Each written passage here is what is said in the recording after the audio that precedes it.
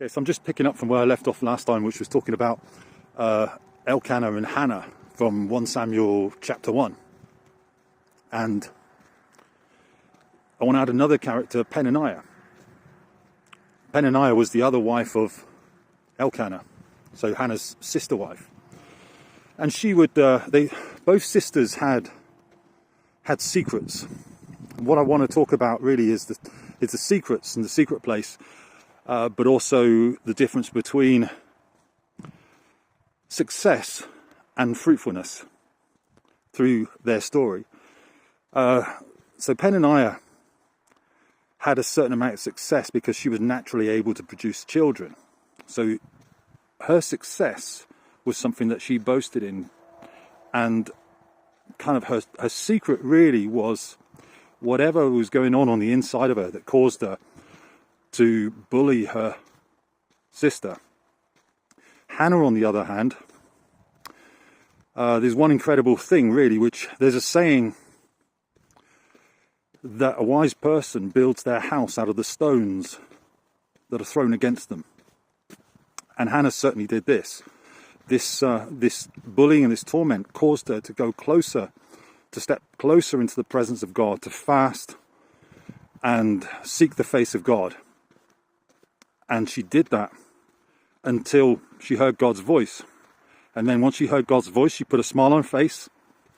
She stopped fasting, and not long after, she produced children. She was no longer barren. So Peninnah had a certain amount of success. Hannah had fruitfulness.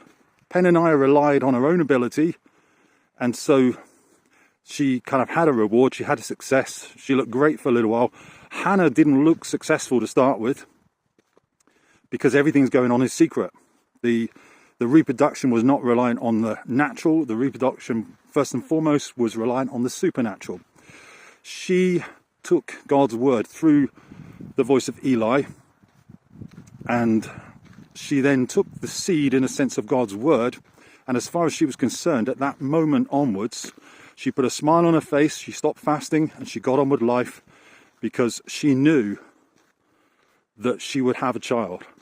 And when you look at it, nothing's ever spoken about Peninnah's offspring, but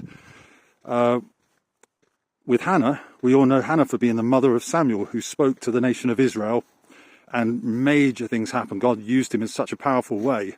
He appointed kings, and the lasting result, the legacy from his ministry was amazing.